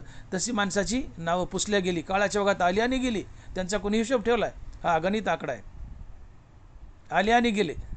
एका जनार्दनी असे किती झाले? आले आणि गेले, त्यांचा कोणी हिशोब ठेवला नाही. मग हिशोब त्यांचा ठेवला जातो. कुणाचा? मर कर भी अमर नाम है उस जीव का जग में, जो प्रभु प्रेम में जीवन बलिदान किया करे. त्याचं नाव अमर राहतं, त्याला कीर्ती पाठीमागे लाभते. तो अजरामर असतो की ज्याने आयुष्यभर हरिनाम घोकले आणि हरिस्वरूप झालाय, फक्त त्यालाच कीर्ती लाभते. मर कर भी अमर नाम है उस जीव का जग में, जो प्रभु प्रेम में जीवन बलिदान किया करे. ज्याने आपलं जीवन हरिनामाला बलिदान केलंय, आयुष्यभर रामनाम घोकलंय, जगलायच रामनामासाठी. ज्याने आयुष्यभर राम घोकलाय, अशा संतांनाच कीर्ती लाभते. तुम्हा आम्हा साधारण जीवाला कीर्ती लाभत नाही. थोडीफार लाभली तर तुम्हाला प्रसिद्धी लाभते, आणि आमच्या मृत्यूबरोबर ती प्रसिद्धी संपून जाते. कीर्ती अजरामर असते, ती फक्त संतांना लाभते. आणि म्हणून काय मी पतित कीर्तिवानू. तुकोबाराय आपल्याकडे लहानपण घेत आहेत आणि संताकडे बोट दाखवून म्हणतात की तुम्ही संत. आता तुकोबाराय स्वतः संतच आहेत, पण दाटोमोठी आपल्याकडे लहानपणा घेत आहेत आणि म्हणतायत की संत मायबाप हो, तुमच्यासारख्या महात्म्याची माझ्यासारख्या छोट्या मोठ्या पामरानं काय कीर्ती वानावी. माझं तोंड लहान पडते. काय मी पतित कीर्तिवानू. तुकोबाराय स्वतःला पतित म्हणतायत. स्वतःकडे लहानपण घेत आहेत. लहानपणा देगा देवा, लहानपण घेत आहेत. आणि संत महात्म्यानं तुम्ही एवढे मोठे आहात, तुम्ही जगाचे मायबाप आहात, कृपावंत आहात. तुमच्यासारख्या थोरांची, महात्म्याची माझ्यासारख्या माणसानं काय कीर्ती वाखाणावी. हे तुकोबारायचं मोठेपण आहे. जगातला सगळ्यात मोठा संत तर तुकोबार आहेत, ज्ञानोबार आहेत. तरी तुकोबाराय आपल्याकडे लहानपण घेत आहेत आणि म्हणतात की काय मी पतित कीर्तिवानू. तात्पर्य, कीर्ती फक्त संतांनाच लाभते, आणि कीर्ती ही अजरामर असते. संत मरूनही जिवंत असतात कीर्तिरूपानं आणि त्यांच्या अक्षर वाङ्मयानं. तुकोबाराय बोलले येणे बोधे आम्ही असो सर्व काळ, करू हे निर्मळ हरिकथा. आम्ही जरी जग सोडून गेलो, वैकुंठात राहू की सायुज्य मोक्षात राहू, आम्ही कुठं राहू, आम्ही जरी जग सोडून गेलो तर आमची ज्ञानेश्वरी आणि गाथा मागं आहे. गाथा आणि ज्ञानेश्वरी मागं असणं म्हणजे तुकोबारा ज्ञानोबाराच मागं असणं होय. या दोन ग्रंथाच्या रूपानं हे दोन महासंतच आपल्यात वास करत आहेत. येणे बोधे आम्ही असो सर्व काळ, करू हे निर्मळ हरिकथा. तुकोबारायची गाथा, ज्ञानोबाची ज्ञानेश्वरी म्हणजे तुकोबाराय आणि ज्ञानोबारायच आहेत. हे दोन ग्रंथ आम्ही उघडले आणि आमच्यासमोर मांडले की साक्षात ज्ञानोबाराय तुकोबाराय आमच्यासमोर असतात हे समजायला पाहिजे. कारण हे ग्रंथ म्हणजे साक्षात ज्ञानोबाराय तुकोबाराय आहेत. महाराजाचा शब्द आहे, येणे बोधे आम्ही असो सर्व काळ. या दोन ग्रंथाच्या रूपानं आम्ही दोघंही संत ज्ञानोबाराय तुकोबाराय चिरकाल तुमच्यातच वास करतोय. ही कीर्ती आहे. आणि तुम्ही संत मायबाप कृपावंत, काय मी पतित कीर्तिवान. असे जगाचे मायबाप असलेले संत, जगावर कृपा करणारे संत,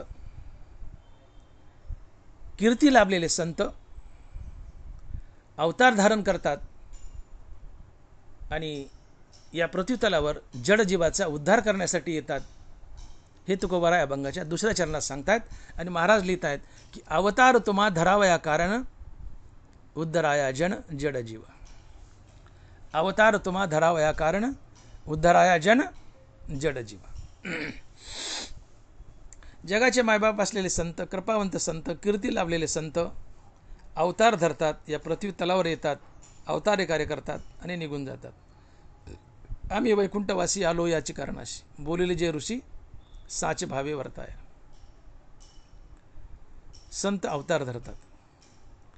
अवतार या शब्दाचा अर्थ होतो अवतीर्ण होणं, प्रगट होणं किंवा वरून खाली उतरणं.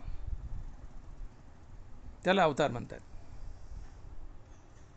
अवतार भगवंताचाही असतो, अवतार संताचाही असतो.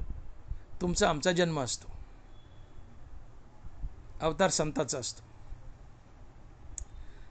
तुकोबाराय अवतारी संत आहेत, ज्ञानोबाराय अवतारी संत आहेत, नाथ महाराज, नामदेव महाराज अवतारी संत आहेत. आणि मग तुकोबाराय स्वमुखाने बोलतात, आम्ही वैकुंठवासी आलो याचे कारणाशी, बोलिले जे ऋषी साच भावे वर्तावया. तुकोबाराय म्हणतात की माझं घर वैकुंठात आहे, पण तरी मी अवतार धरून पृथ्वीवर आलो. का? तर उद्धराया जन जडजीव. अवतार तुम्हा धरावया कारण, उद्धराया जन जडजीव. बुडत हे जन न देखेवे डोळा, येतो कळवळा म्हणून. हे जग बुडतंय, जन्ममरण्याच्या पाण्यात गटांगळा खातंय. या जगाला जन्ममरण्याच्या फेऱ्यातून बाहेर काढायचंय, ही कळकळ आहे. आणि म्हणून तुकोबाराय म्हणतात की संत महात्मे अवतार धरून येतात, जगाला मोक्षाचा मार्ग दाखवतात, त्या मार्गावर चालवण्यास भाग पडतात आणि त्यांना मुक्त करतात, त्यांचा उद्धार करतात. उद्धराया जन जड जीव. आता कोणाचा उद्धार करायचा आहे? उद्धराया जन जड जीव. जीवाला जड म्हटलंय तुकोबारायने. जीव हा जड आहे.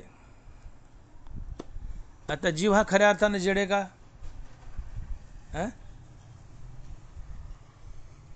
ज्ञानोबारायने त्या ज्ञानेश्वरीत जीवाला चेतन म्हटलंय. ज्ञानोबाराय काय लिहित आहेत? जीव हा चेतन आहे असं लिहित आहेत. तुकोबाराय इथं जड म्हणतात, ज्ञानोबाराय ज्ञानेश्वरीत चेतन म्हणतायत जीवाला.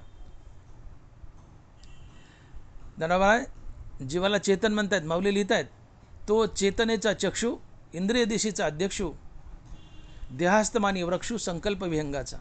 उवीची सुरुवात बघा, जीवाकडे बोट केले. ज्ञानोबाराय लिहित आहे, तो चेतनेचा चक्षु, चेतन म्हटले, तो चेतनेचा चक्षु, इंद्रिय दिशेचा अध्यक्षु, देहास्तमानी वृक्षु, संकल्प विहंगाचा. तो परमात्माची परी दुसरा, अहंकार निद्रा निदसुरा, स्वप्नीचे वरभरा संतोषशिने.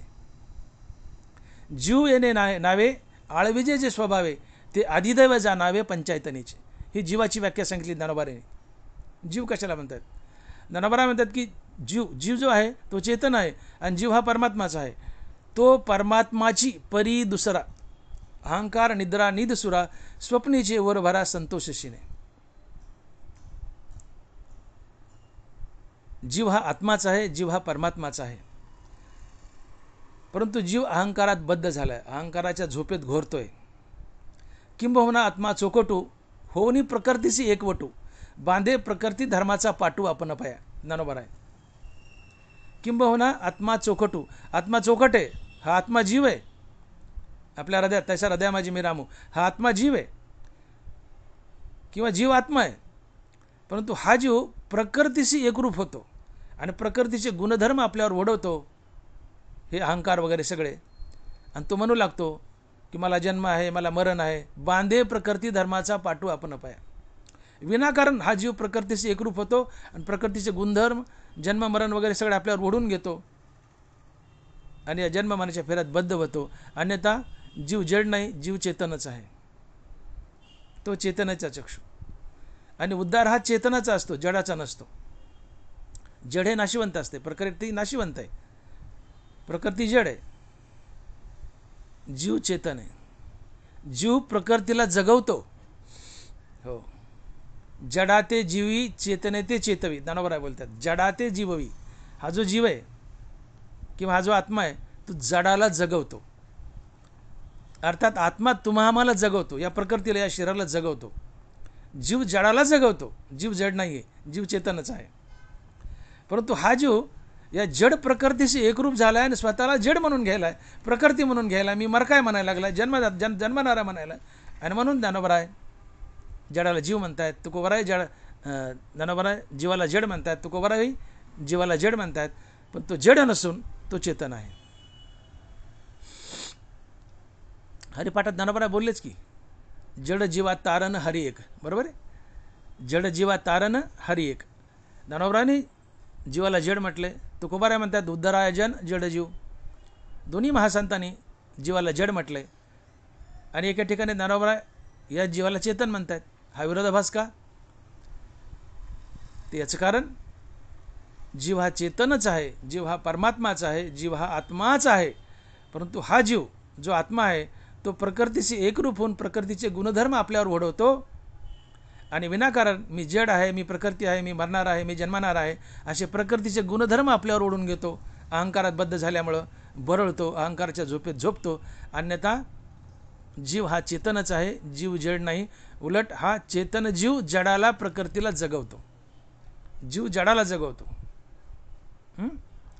आणि म्हणून तो परमात्माची परी दुसरा, अहंकार निद्रा निदसुरा, स्वप्नीचे ओरभरा संतोषे सिने. जीव चेतनच आहे, पण तरी तुकोबाराने त्याला जड म्हटलं. याचं कारण जीव हा प्रकृतीस एकरूप होतो, प्रकृतीचे गुणधर्म आपल्यावर वाढवतो आणि मग सुखदुःखात बांधल्या जातो, जन्ममरणाच्या फेऱ्यात बांधल्या जातो, अहंकारात बांधल्या जातो. चेतन असलेला जीव प्रकृतीशी एकरूप झाल्यामुळे स्वतःला जड म्हणतो, अन्यथा तो चेतनच आहे. आणि म्हणून इथं शब्दप्रयोग असा आहे की उद्धराया जन जड जीव. तुकोबाराय म्हणतात संत अवतार धरतायत कशासाठी? जड जीवाचा उद्धार करण्यासाठी. अर्थात जीव हा जड नसून तो चेतनच आहे. मी पुन्हा पुन्हा सांगितले, परंतु हाच चेतन जीव प्रकृतीचे एकरूप झाल्यामुळं प्रकृतीचे गुणधर्म आपल्यावर ओढवतो, स्वतःला जन्ममरणाच्या फेऱ्यात बांधतो, सुखदुःखात लोळतो, अहंकारात घोरतो. तो स्वतःला जड म्हणून घेतो, परंतु तो जड नसून तो चेतनच आहे.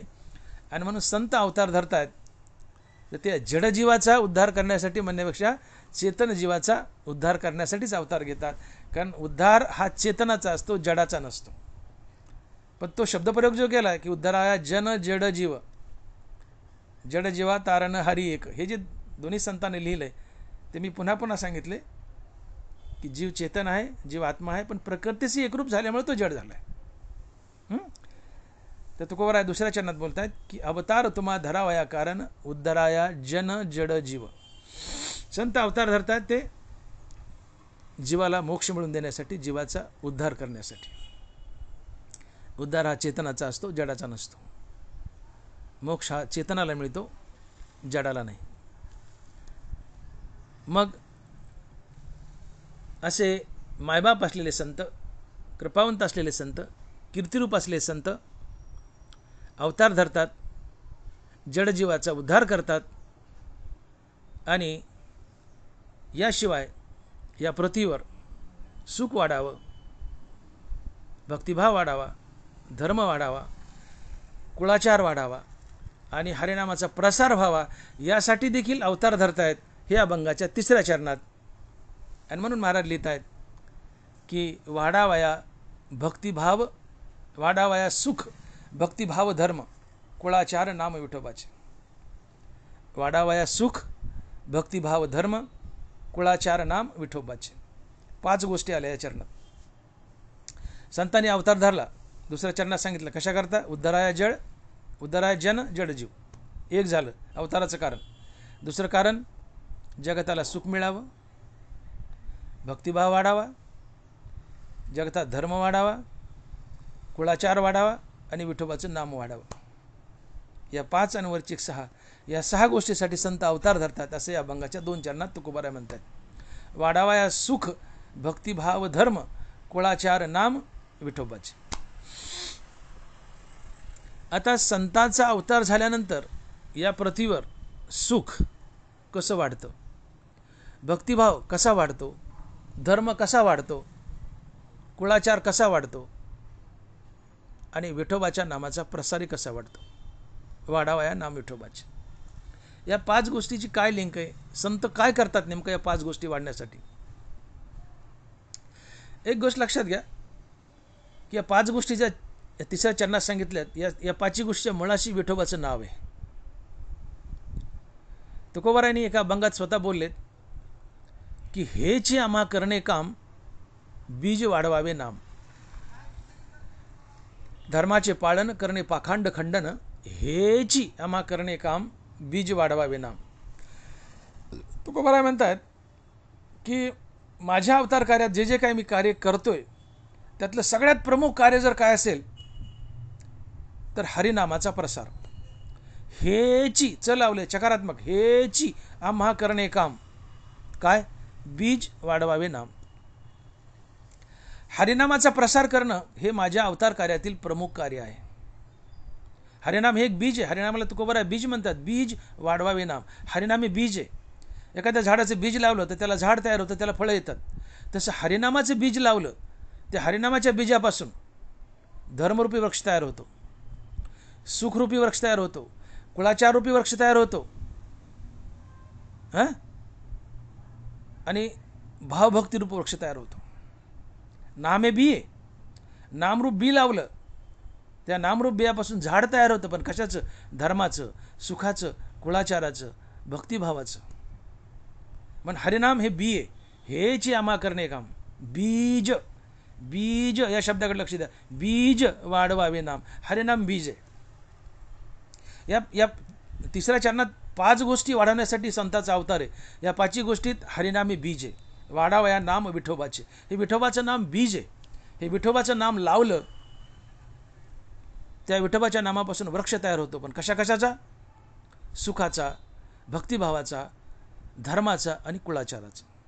हे 4 वृक्ष तयार होतात. बघा, तुमच्या मुखात जर हरिनाम आलं तर हरिनामाने तुमच्या मनाची अंतर्मुखता साधते. मन अंतर्मुख झालं की मन आणि हृदयस्थराम एकमेकांना भेटतात. मन आणि हृदयस्थराम यांच्या भेटीतून मनाला स्थिरता लाभते आणि मनाच्या या स्थिरतेतून येणारा अनुभव हे सुख असते. एक गोष्ट साध्य झाली. हरिनाम जर मुखात आलं तर तुमच्या जीवनात सुख आलं. पुन्हा सांगू, मुखात हरिनाम आलं की तुमच्या मनाची अंतर्मुखता साधते. मन अंतर्मुख होतं, हृदयस्थरामाला जाऊन भेटतं. मन आणि हृदयस्थराम यांच्या भेटीतून मनाला स्थिरता लाभते आणि मनाच्या स्थिरतेतून येणारा अनुभव सुख असते. आणि म्हणून मनाची स्थिरता, मनाची शांती हे सुख असते. म्हणून तुकोबाराय बोलले की शांती परते नाही सुख, एर अवघेचे दुःख. मनाची स्थिरता, मनाची शांती हेच सुख. मनाची अस्थिरता, मनाची अशांती हेच दुःख. म्हणून हरिनामाचं बीज लावलं, अर्थात मुखामध्ये हरिनाम आलं की तुमच्या जीवनात सुख येतं. मग एक तर वैयक्तिक तुमच्या जीवनात हरिनामानं सुख आलं. मी सांगितलं कसं आलं ते. मग जगातली असंख्य तोंड जर हरिनाम घेऊ लागले तर इथं होतं काय की हरिनामाच्या पोटी दया जन्म घेते आणि दयेच्या पोटी धर्म जन्म घेतो. ज्ञानोबा बोलले, दया तेत धर्मो, धर्मो तेत सुखागमो, सुखी पुरुषोत्तम असे जैसा.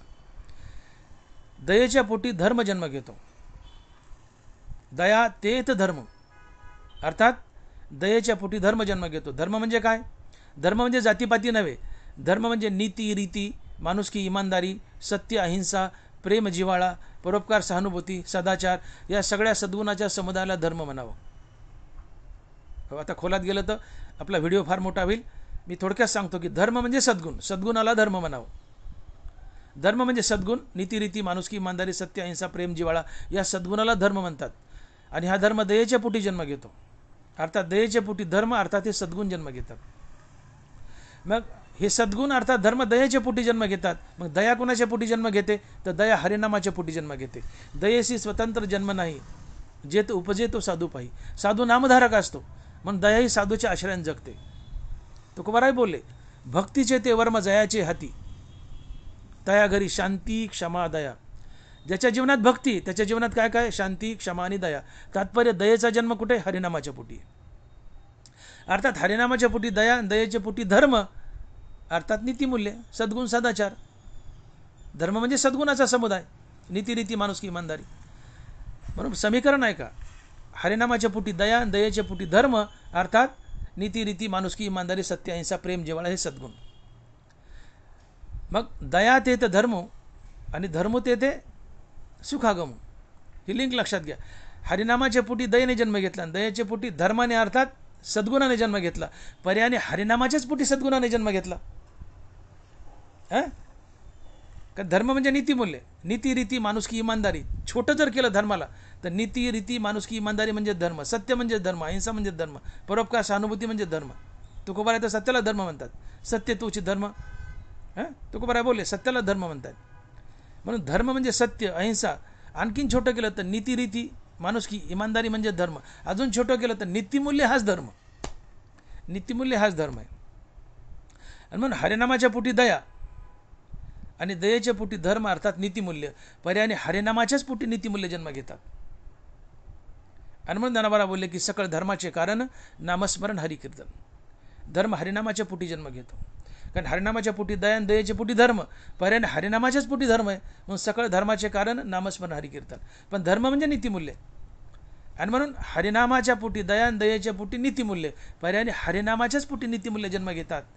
आणि मग जेव्हा समाज जास्तीत जास्त संख्येने हरिनाम घेऊ लागतो तेव्हा सगळ्यांच्या हृदयात दया, मग सगळ्यांच्या जीवनात धर्म, अर्थात नीतिमूल्य येतात. आणि जिथे नीतिमूल्य नांदतात तिथं लांडीला बडी नसते, फसवाफसवी नसते. कुणीच कुणाला फसवत नाही म्हणून भांडण तंटा नसतो. तिथं इमानदारी असते. नीती आहे तिथे इमानदारी असते. कुणी कुणाला फसवत नाही म्हणून भांडण तंटा नाही. भांडण तंटा नाही म्हणून प्रेमाचं, जिव्हाळ्याचं, सुखाचं वातावरण आहे आणि तो समाज सुखी होतो. आणि म्हणून ज्ञानोबा बोलतात की दया तेत धर्मो, धर्मो तेत सुखागमो, सुखी पुरुषोत्तम असे जैसा. समाजातील बहुसंख्य माणसं, असंख्य माणसं, सगळी माणसं हरिनाम घेऊ लागले. सगळ्यांच्या हृदयात दया. या दयेमुळे सगळ्यांच्या जीवनात धर्म, अर्थात नीतिमूल्य आले. जिथं नीती आली तिथे लांडीला बडी पडून गेली. मग जिथं नीती तिथे माणुसकी आली, इमानदारी आली. जिथं इमानदारी आहे तिथं फसवाफसवी नाही आहे. मग जिथं इमानदारी आहे तिथं गुण्यागोविंदाचं वातावरण आहे. जिथं गुण्यागोविंदाचं वातावरण तिथं सुखाचं सुख आहे. तिथं सुखच सुख आहे. आणि मग या सुखाच्या रूपानं तिथं पुरुषोत्तम कृष्ण परमात्मा नांदत असतो. आणि मग दया ते तर धर्मो, धर्मो ते तर सुखागमो, सुखी पुरुषोत्तम असे जैसा. तात्पर्य संतांच्या जीवनात काय आलं? तात्पर्य समाजामध्ये काय आलं? सुख आलं. कशामुळे आलं? हरिनामामुळे आलं. आणि म्हणून या दोन गोष्टी लक्षात घ्या. या दोन गोष्टी लक्षात घ्या की पहिली गोष्ट आपण पाहिलं की हरिनामामुळं वैयक्तिकरित्या आपल्या जीवनात सुख आलं, एक गोष्ट. आणि हरिनामामुळं पूर्ण समाजही सुखी झाला.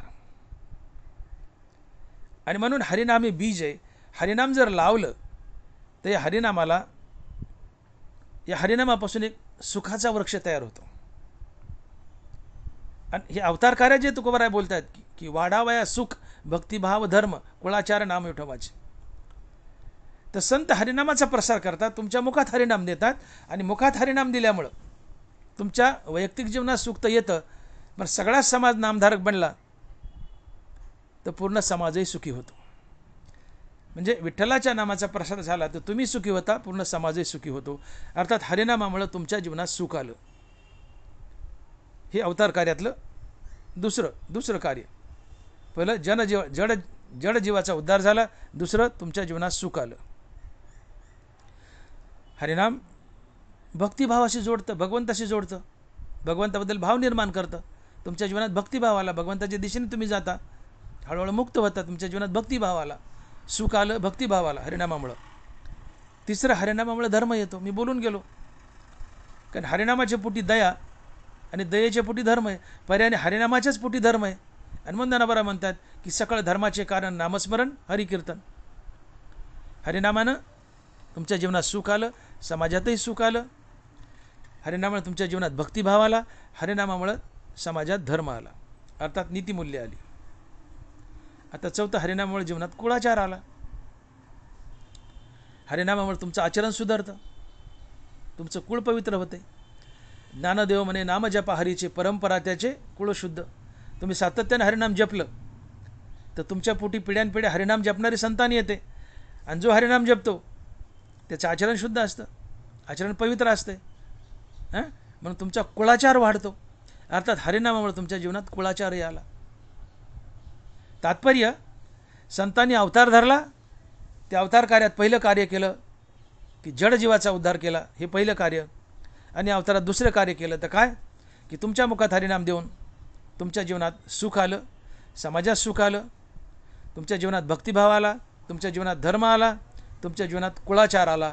म्हणून वाढावाया सुख, भक्तिभाव धर्म, कुळाचार नाम विठोबाचे. इतके फायदे संतांच्या अवताराने झाले. आणि मग असे मायबाप असलेले संत, कृपावंत असलेले संत, कीर्तिवान असलेले संत हे जगाचा उद्धार करतात, जगात सुख स्थापित करतात, धर्म स्थापित करतात, कुळाचा उद्धार करतात, भक्तिभाव निर्माण करतात. असे संत चंदनासारखे असतात, हे तुकोबाराय अभंगाच्या 4थ्या चरणात सांगतात. आणि महाराज लिहित आहेत की तुका म्हणे गुण चंदनाचे अंगी, तैसे तुम्ही जगी संत जन. तुका म्हणे गुण चंदनाचे अंगी, तैसे तुम्ही जगी संत जन. तुकोबारायांनी इथं संताला चंदनाची उपमा दिली आहे. चंदनाचा प्रत्येक अवयव सुगंध देतो, प्रत्येक अवयव, त्याला जी आहेत तर प्रत्येक अवयव सुगंध देतो. म्हणून तुकोबाराय म्हणतात की तुका म्हणे गुण चंदनाच्या अंगी. चंदनामध्ये एकही दुर्गुण नाही, त्याचा कुठलाच अवयव दुर्गंधी देत नाही किंवा सुगंध दिल्याशिवाय राहत नाही. चंदनाचा प्रत्येक अवयव सुगंध देतो. अर्थात चंदनाच्या ठिकाणी एकही दुर्गुण नाही. तसं संतांच्या ठिकाणी एकही दुर्गुण सापडत नाही. आणि म्हणून तुकोबाराय संतांना चंदनाची उपमा देतात. चंदनाच्या ठिकाणी सर्व सद्गुणच सापडतात, संतांच्या ठिकाणी सर्व सद्गुणच सापडतात. म्हणून तुका म्हणे गुण चंदनाच्या अंगी, तैसे तुम्ही जगी संत जन. संत हे चंदनासारखे असतात. चंदनाचा प्रत्येक अवयव सुगंध देतो, तसं संताचाही प्रत्येक सद्गुण, संताच्या जीवनात सद्गुण वास करतात.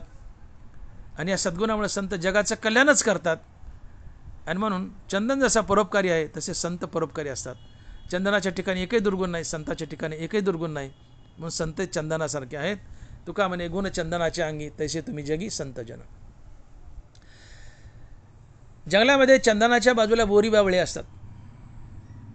तर चंदनाच्या संगतीने जंगलातल्या बोरी बावळी सुद्धा चंदनासारखा सुगंध देतात आणि भगवंताच्या माथ्यावर लावण्यास योग्य ठरतात.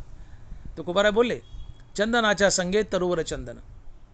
जंगलात चंदनाच्या बाजूला कसले कडुलिंबाचं झाड उगू द्या, बावळीच उगू द्या, बोरीच उगू द्या, ते चंदनासारखं सुगंध देतं. का? संगती चंदनाची. तसं संत चंदन आहेत. मग तुम्हाला संगती जर संताची लाभली तर चंदनाच्या बाजूच्या बोरी बावळी चंदनाच्या संगतीने चंदनासारखा सुगंध देतात. तसं संताच्या संगतीत जो जो मनुष्य जाईल तोही संतच बनतो, तोही संतच बनतो. चंदनाच्या बाजूची झाडं चंदन बनली तसं संताच्या बाजूचा मनुष्य संतच बनतो. आणि म्हणून तुका म्हणे गुण चंदनाच्या अंगी, तैसे तुम्ही जगी संत जन. संताच्या सानिध्यात तुम्ही गेले की तुम्ही संतच बनता. थोडा वेळ लागेल पण संतच बनता. आपणासारखे करीती तात्काळ, नाही काळ वेळ तया लागे. तुम्ही संत सानिध्यात गेले, सत्संगतीत गेले की तुम्ही एक ना एक दिवस संत बनतात. भले 4-2 जन्म अजून अधिक लागतील, पण त्या दिशेने तोंड फिरवलं तुम्ही एक ना एक दिवस संत बनणारच. भगवंतानी अर्जुनाने एक प्रश्न विचारला 6व्या अध्यायात की देवा, मोक्षाच्या दिशेने एखादा मनुष्य निघलाय आणि त्याला मोक्ष मिळण्याच्या आधीच त्याचं आयुष्य संपलं, तो मेला, तर त्याला काय गती लाभते? तेव्हा कृष्ण म्हणती पार्था, जया मोक्षपदी असता तया मोक्षा वाचून अन्यथा गती असे का? देव अर्जुनाला म्हणतात, अर्जुना तू विचारतो की मोक्षाच्या दिशेने निघालाय आणि मध्येच आयुष्य संपलं, मोक्ष मिळाला नाही, आयुष्य कमी पडलं आणि मेला, त्याला काय गती लाभते? तर देव म्हणतात तो काही दिवस स्वर्गात मुक्काम करतो, पुन्हा स्वर्गातले भोग भोगून कंटाळला पृथ्वीलोकात येतो, चांगल्या माणसाचे पोटी जन्म घेतो, सज्जनाच्या, पुन्हा अभ्यासाचा वेग वाढवतो आणि मुक्तच होतो. कारण ज्यांनी मोक्षाच्या दिशेने तोंड फिरवलं त्याला एक ना एक दिवस मोक्ष मिळतच असतो.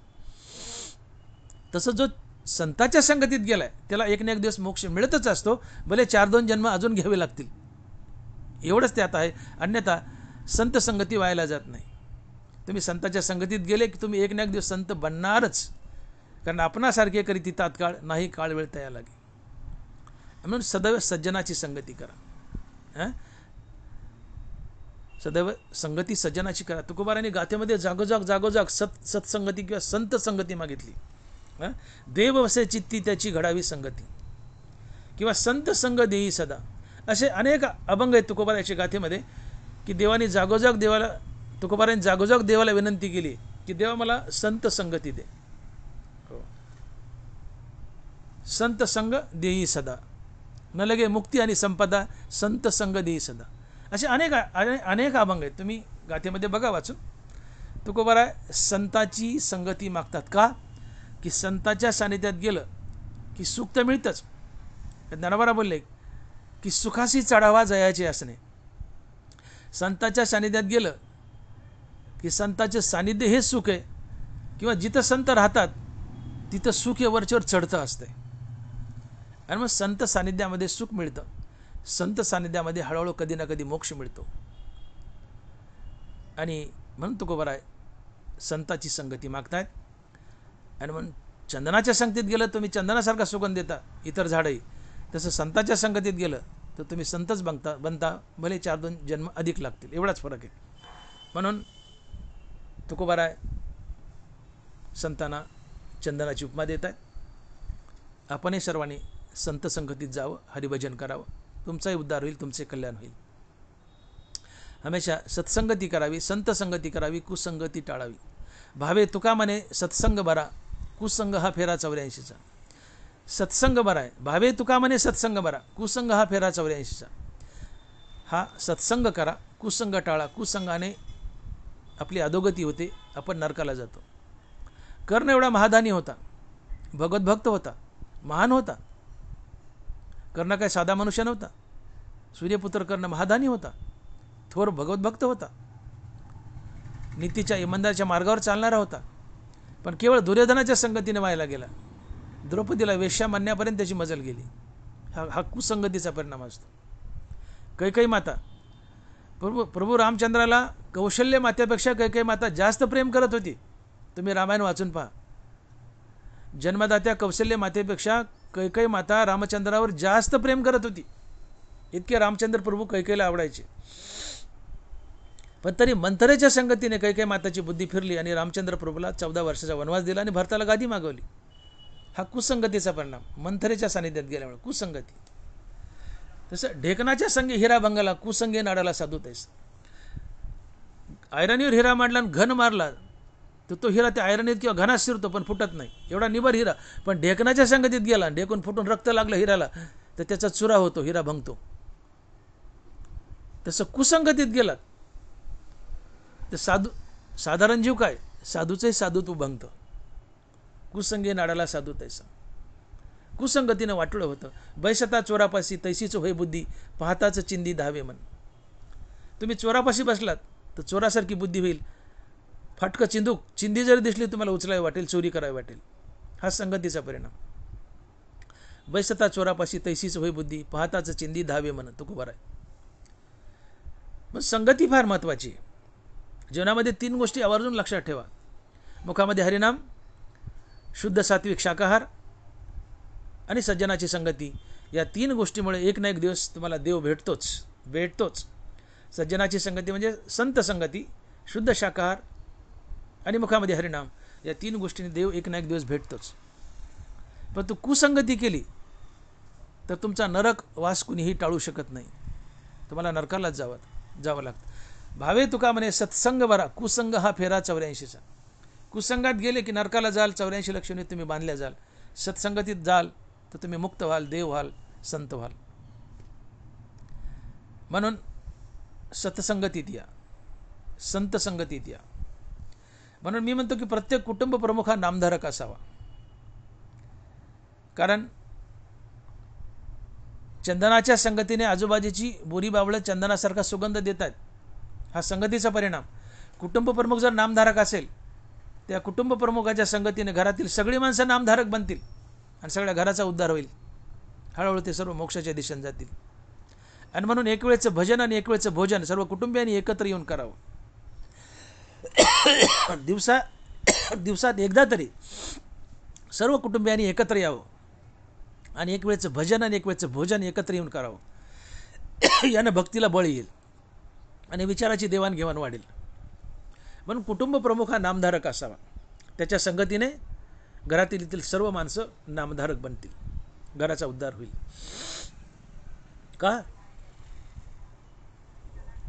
तर चंदनाच्या संगतीत गेलं, बाजूच्या बोरीबाबळी चंदनासारखा सुगंध देत आहेत. नामधारकाच्या संगतीत गेलं तुम्ही नामधारक बनतात. आणि म्हणून नेहमी नामधारकाच्या अर्थात संताच्या संगतीत वावरा. हळूहळू तुम्ही नामधारक बनता आणि एक ना एक दिवस संत बनूनच राहता. म्हणून असे चंदनासारखे पवित्र उदार असलेले चंदनासारखे सर्व सद्गुणच असलेले संत, या संतांना तुकोबाराय चंदनाची उपमा देत आहेत. आणि तुकोबाराय लिहित आहेत की तुका म्हणे गुण चंदनाचे अंगी, तैसे तुम्ही जगी संत जन. विठोबा रखुमाई, जय जय विठोबा रखुमाई, विठोबा रखुमाई, विठोबा रखुमाई, विठोबा रखुमाई.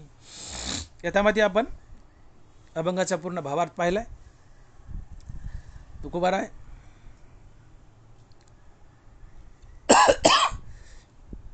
संतांना मायबाप म्हणतायत, कृपावंत म्हणतायत.